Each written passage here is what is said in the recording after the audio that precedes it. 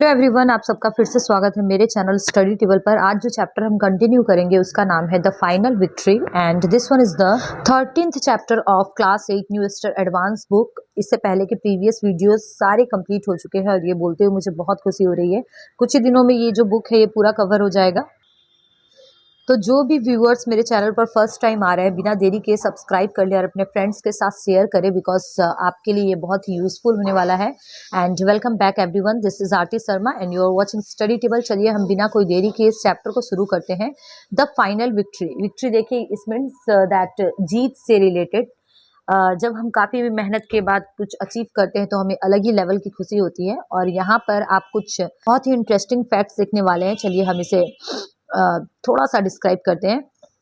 देखिए, पकोड़ा जो है ना एक वर्नाकुलर वर्ड है, मतलब अलग अलग लैंग्वेज में इसका यूज होता है, लेकिन आज के टाइम में ये इंग्लिश डिक्शनरी में भी ऐड किया जा रहा है ना। बहुत इंटरेस्टिंग। ऐसे ही हिंदी के बहुत सारे वर्ड्स हैं, जैसे दीदी, बापू, देश, सेवक, नमकीन। ये सारे वर्ड्स जो है ये अभी इंग्लिश डिक्शनरी में भी ऐड किए जा रहे हैं। तो ये हमें देखकर बहुत ही सरप्राइजिंग लगता है, बट ऐसा है। पहले तो हम इस चैप्टर के इमेज से कुछ आइडिया लगाने की कोशिश करते हैं। देखिए, चारों तरफ पतंग ही पतंग उड़ रही है, बच्चे हैं वो पतंग उड़ा रहे हैं और दूसरी तरफ ऐसा लग रहा है जैसे उनके पेरेंट्स उनको चीयर कर रहे हैं और चारों तरफ खुशी का माहौल है और पूरा आसमान जो है वो पतंग ही पतंग से भरा हुआ है। और अगर इनके गेटअप को देखें तो इनके गेटअप को देखकर ऐसा लगता है जैसे अफगानिस्तान के साइड के स्टोरी ये डिपिक्ट कर रहा है, बिकॉज देखिए वैसे ही पगड़ी वगैरह बांध कर ये लोग है। तो चलिए, हमने इस स्टोरी के थोड़ा सा आइडिया तो हमने ले ही लिया समरी का। अब हम शुरू करते हैं। Read this extract from the famous book the kite runner. Kite runner जो है वो बहुत फेमस बुक है और हम वहां से लिखी हुई इस एक्सट्रैक्ट को पढ़ेंगे। इट मीन्स दैट हम पूरी स्टोरी नहीं पढ़ेंगे, बट वहां से लिया हुआ एक एक्सट्रैक्ट, एक आधा पार्ट है जो हम कंप्लीट द स्टोरी सो फार। तो स्टोरी शुरू होगी उससे पहले थोड़ा सा डिस्क्रिप्शन हमें यहाँ पर दिया गया है। Aamir is the son of a rich Afghan and he calls his father पापा। तो आमिर जो है ना वो एक बच्चे का नाम है और बहुत ही रिच अफगान पर्सन है, ये उसका बेटा है और उसके फादर को वो अपने फादर को बाबा बोलकर इंडिकेट करता है। Ali is the servant in the house, और अली जो है उसी घर में सर्वेंट है। And Hasan the only son of Ali, और अली जो कि सर्वेंट है उसके बेटे का नाम है हसन और उसका एक ही बेटा है वो, और वो क्लेफ्ट पैलेट के डिसऑर्डर से गुजर रहा है। What is the cleft palate? Cleft palate means होता है जब आपको बोलने में काफी असुविधा होती है, जब आप प्रॉपर तरीके से नहीं बोल पाते हो तो उसे क्लेफ्ट पैलेट बोलते हैं। He is ridiculed by all because of his cleft palate. अब जितने भी लोग हैं ना सबके सब उसका मजाक उड़ाते हैं क्योंकि वो क्लेफ्ट पैलेट का शिकार है। एंड हसन जो है वो आमिर को बहुत एडोर करता है। अब मैं आपको शॉर्ट में बता दूं that Hasan is the son of a very poor people, a type of servant, and Amir is the son of the very rich Afghan people. Okay, they were playmates together in all childhood games. अब ये जो Hasan and Aamir है ये दोनों साथ मिलकर खेलते हैं और हर गेम में एक साथ रहते हैं। He is cajoled into taking part in a kite fighting contest by Hasan. अब हसन जो है वो आमिर को बहुत काजोल्ड करता है। काजोल्ड मीन्स क्या होता है? जब आप किसी से अपनी बात को मनवाने के लिए जिद करते हो। इट मीन्स दैट आमिर का मन नहीं था, लेकिन हसन के चलते ही वो काइट फाइटिंग में पार्टिसिपेट किया।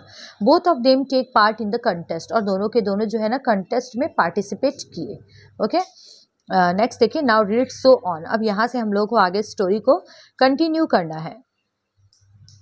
The kite fighting tournament was an old winter tradition in Afghanistan. तो ये जो काइट फाइटिंग टूर्नामेंट है ना ये अफगानिस्तान में बहुत ही पुराना ट्रेडिशनल एक लाइक गेम है जो कि चलता हुआ आता है। ये अर्ली मॉर्निंग में शुरू होता है और पूरे डे ये कंटेस्ट खत्म नहीं होता है जब तक कि एक विनिंग काइट जो है ना लास्ट टाइम स्काई में अकेली उड़ती हुई क्यों ना मिल जाए, तब तक ही चलता रहता है। एक बार टूर्नामेंट जो है आउट लास्टेड डे लाइट, और एक बार ऐसा भी हुआ था कि ये जो है ना पूरा होल डे लाइट तक ही चला था। People gathered on sidewalks and roofs to cheer for their kids, और जो पर्सन्स जो बच्चे होते हैं उनके जो पेरेंट्स होते हैं वो बहुत चीयर करते हैं अपने बच्चों को, और कभी छत पर तो कभी साइड में, साइड वॉक्स में, हर जगह से अपने बच्चों को चीयर करना कंटिन्यू करते हैं। और जो स्ट्रीट है वो पूरी तरीके से काइट फाइटर्स से भर जाता है। कभी एक दूसरे को जर्क करते हैं, कभी टानते हैं एक दूसरे को लाइन से, squinting up to the sky trying to gain position to cut the opponent's line. तो देखिए जो बच्चे होते हैं ना वो एकदम लगातार ऊपर देखते रहते हैं और उनका यही कोशिश रहता है कि कैसे वो ओपोनेंट के जो पतंग जो है उनकी कैसे वो काट दे। Every kite fighter had an assistant in my case, अब देखिए हर एक बच्चे का एक काइट फाइटर का एक असिस्टेंट होता है। अगर हम नॉर्मली अपने गेम से रिलेट करें तो एक होता है जो कि पतंग उड़ाता है और दूसरा जो कि लटाई पकड़ के रखता है। एग्जैक्टली हम उसे हिंदी में लटाई बोलते हैं। अब आमिर जो है वो क्या बोलता है, मेरे केस में हसन जो है वो पकड़ के रखा था, who held the spool, spool यहाँ पर देखिए वही है, लटाई का नाम है, फेड द लाइन, और वो लाइन पूरा जो है ना उसे दे रहा था, इट मीन्स दैट ढील दे रहा था। The fun began when a kite was cut, और मजा तब आया जब एक काइट उसने काट दी। That was where the kite runners came in, और वही टाइम था जहां से काइट रनर्स जो है ना आना शुरू कर दिए। अब देखिए ये जो बच्चे आए हैं, ये बच्चे एक्चुअली करते क्या है, ये जो बच्चे हैं ना ये एक्चुअली जो विंड ब्लोन काइट है, इट मीन्स जो जो काइट जो है जो हवा में पूरी तरीके से ऐसे लहराती हुई आ रही है। ड्रिफ्टिंग मीन्स क्या होता है, सडन मूवमेंट जिसमें आ जाता है, through the neighbours hood until it came spiralling down in a field. तो ये पूरी तरीके से लहराती हुई, कभी नेबर्स के घर से गुजरती हुई और पूरा एकदम लहर खाती हुई जब तक ये फील्ड में नहीं गिर जाती है, या फिर किसी की यार्ड में जब तक किसी, या फिर किसी की ट्री पर, या फिर किसी के रूफ टॉप पर जब तक ये नहीं गिर जाती तब तक बच्चे इसे चेस करते रहते हैं। The chase got pretty fierce, it means that जो भीड़ है वो बहुत ज़्यादा फियर्स हो जाती है, बहुत क्योटिक हो जाती है, बहुत बहुत नॉइस करती है। और होर्ड्स मीन्स होता है जो लार्ज ग्रुप ऑफ पीपल, वो सब के सब ग्रुपिंग करते हैं, स्ट्रीट्स पर चारों तरफ जमघट लगा हुआ है, सब एक दूसरे को धक्का दे रहे हैं। सोफ्ड मीन्स क्या होता है, थ्रश करना, एक दूसरे को धक्का देना। नेक्स्ट पेज की तरफ मूव करते हैं। यहाँ पर देखिए मैं आपको एक बात याद दिला दूं कि ये जो स्टोरी है इसे नरेट करने का काम कर रहा है आमिर, और वो एवरीथिंग बता रहा है पूरे स्ट्रीट्स के बारे में और हसन के बारे में जो कि उसका बहुत अच्छा फ्रेंड है। अब देखिए आमिर यहाँ पर क्या बताता है कि उसने कभी पढ़ा था स्पेन में, और उसने देखा कि जैसे स्पेन में लोग बुल के पीछे भागते हैं, बुल मीन्स जो सांड वगैरह जो होते हैं उनके पीछे भागते हैं, जैसे यहाँ पर वैसे ही पर्सन सभी सबके पीछे भाग रहे हैं। Okay, and kid climbed a pine tree for a kite. अब वो एक बार की बात बताता है जब आसपास के इलाके में एक बच्चा जो है ना वो पाइन ट्री के ऊपर चढ़ गया था एक काइट के लिए। A branch snapped under his weight and he fail 30 feet getting severely injured. और वो जो ब्रांच था वो टूट गया, वो जो शाखा थी पेड़ की वो टूट गई और वो बच्चा पूरा 30 फीट नीचे गिर गया, बहुत जोर उसे चोट लगी थी। But he fail with the kite still in his hand. लेकिन देखिए सोचने वाली बात यह है कि अभी भी उस बच्चे के हाथ में वो पतंग थी जो कि उसने लूटी थी वहां से। And when a kite runner had his hands on a kite, no one could take it from him. और जब बाकी बच्चे जो कि सोच रहे थे कि उससे पतंग ले ले, लेकिन सभी ने ट्राई किया पर कोई भी उस इंजरी के हालत में भी उससे पतंग नहीं ले पाया। That wasn't rule, that was the custom. ये रूल नहीं था, ये वहां का कस्टम था। अब रूल और कस्टम में क्या अंतर होता है, रूल होता है जो आप तोड़ भी सकते हो, लेकिन कस्टम को कोई भी तोड़ने की हिम्मत नहीं कर सकता। चलिए अब नेक्स्ट पैरा की तरफ मूव करते हैं। For kite runners the most coveted prize was the last fallen kite of a winter tournament. तो देखिए जो काइट रनर्स होते थे जिनका काम होता था कटी हुई पतंग को लूटना, उनके लिए इससे बड़ा प्राइस कोई नहीं था। कॉवेटेड मीन्स क्या होता है, प्राइसलेस, जो कि अनमोल हो, कि वो लास्ट वो जो टूर्नामेंट है विंटर टूर्नामेंट, उसका जो लास्ट गिरी हुई जो काइट है अगर वो उसे लूट ले तो उन्हें बहुत खुशी होती थी, और ये उनके लिए एक ट्रॉफी ऑफ ऑनर हुआ करता था जिसको वो अपने घर के मेंटल पीस पर डिस्प्ले करते थे। मेंटल पीस क्या होता है, ठंड के टाइम में, बिकॉज ये जो हमें स्टोरी मिल रही है ये ठंड के टाइम की दिखा रही है, तो ठंड के टाइम में जो घर में साइड में एक आग जलती है उसके ऊपर का जो एरिया होता है उसे मेंटल बोलते हैं, वहाँ पर वो लोग उसे रखते थे और जो घर के लोग आते थे उसे एडमायर करते थे। When the sky cleared of kites and only the final two remained, every kite runner readied himself for the chance to land this prize.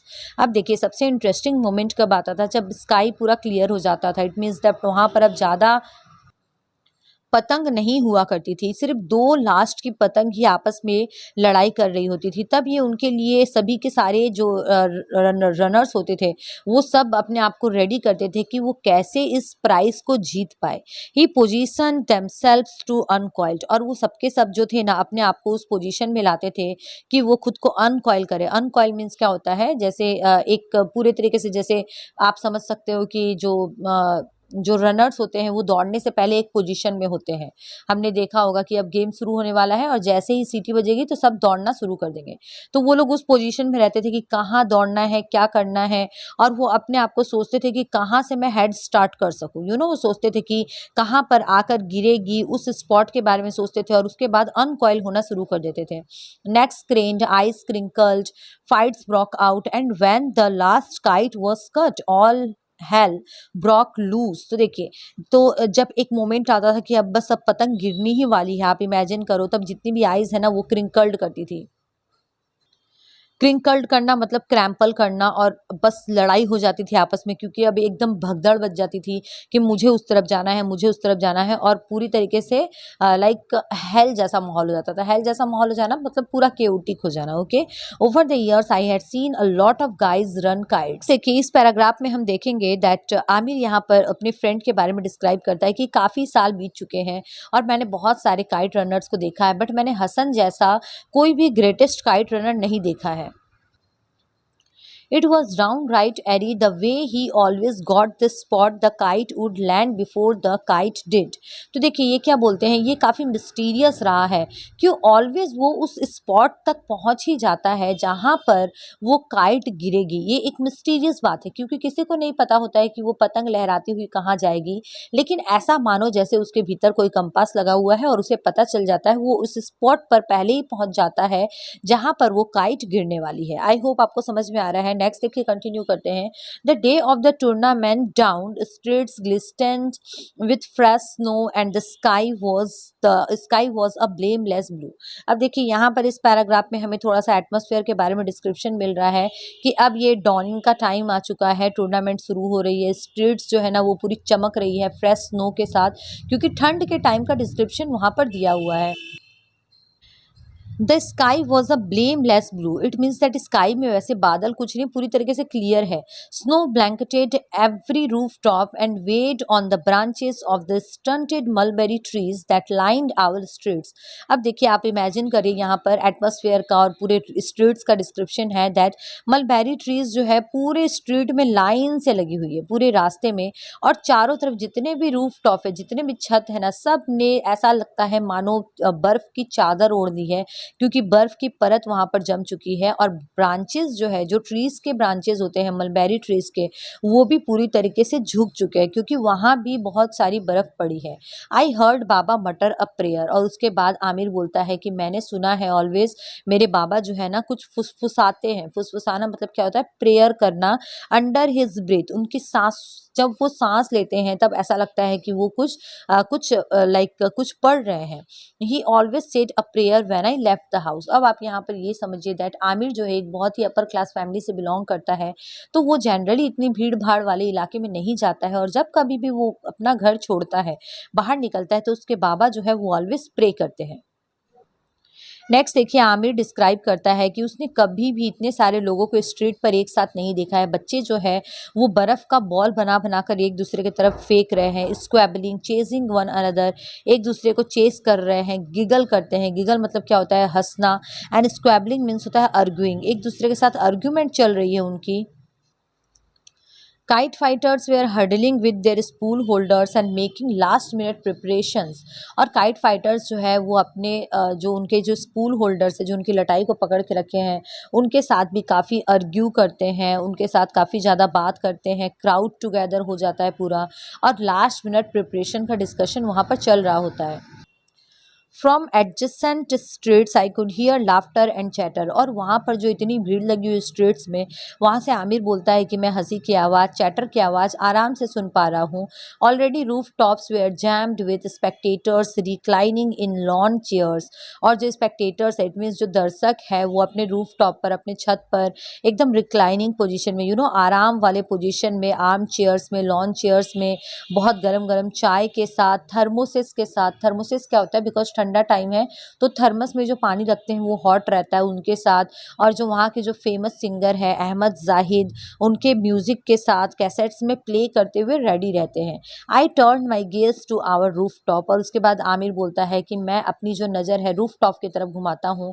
Found Baba and Rahim Khan sitting on a bench, और मैं देखता हूँ कि रहीम और बाबा जो है ना आपस में एक साथ बैठे हुए हैं on a bench, both dressed in wool sweaters, और दोनों ने ही ऊल का स्वेटर पहना है। सिपिंग टी, दोनों ही चाय पी रहे हैं। बाबा वेव्ड, और बाबा जो है वो हाथ हिलाते हैं, लेकिन आमिर बोलता है मैं ये नहीं बता सकता कि वो किसके तरफ हाथ हिला रहे थे, मेरे तरफ हाथ हिला रहे थे या फिर हसन की तरफ हाथ हिला रहे थे। तो अब देखिए इस कन्वर्सेशन से हमें ये भी समझ में आ रहा है कि इसके और हसन के बीच का बॉन्डिंग भी बहुत अच्छा है। एट द सेम टाइम इनके फादर्स भी जो है वो एक दूसरे को just like his own child ही समझते हैं। We should get started, Hassan said, और हसन अब बोलता है कि अब हमें शुरू करना चाहिए। He wore black rubber snow boots and a bright green chapan over a thick sweater and faded corduroy pants. अब देखिए ये जो बच्चा है आमिर बताता है कि हसन ने क्या पहना हुआ, उसने एक ब्लैक रबर स्नो बूट्स पहना है, बिकॉज वहाँ पे बर्फ ही बर्फ है, तो स्नो बूट्स पहना है उसने, और चापन पहना है। चापन क्या होता है? Chapan is actually a type of shirt और टाइप ऑफ जैकेट जो कि गर्मी के ठंड के टाइम में बच्चे पहनते हैं। और उसके बाद कर्डरी पैंट्स है। कर्डरी पैंट्स क्या होता है? जिसमें कर्डरी पैंट्स मीन्स जो ऊपर में रबड़ का होता है और उलेन टाइप पैंट होता है पूरा। और उसके बाद the sunlight washed over his face, और सनलाइट जो है ना वो सीधे सीधे उसके फेस पर पड़ रही है। I saw how well the pink scar एवम हिज लिप हैड हील्ड, और उसके बाद आमिर बताता है कि मैं बहुत ही अच्छे से देख पा रहा हूँ कि कैसे उसके लिप्स के ऊपर का जो स्कार था, जो एक स्कार मीन्स क्या होता है, जो एक दाग था वो धीरे धीरे अब हील हो रहा है, वो धीरे धीरे अब ठीक हो रहा है। तो आज मैं इस चैप्टर को यहाँ तक रखती हूँ। मिलते हैं नेक्स्ट वीडियो में next time. Thank you so much for watching.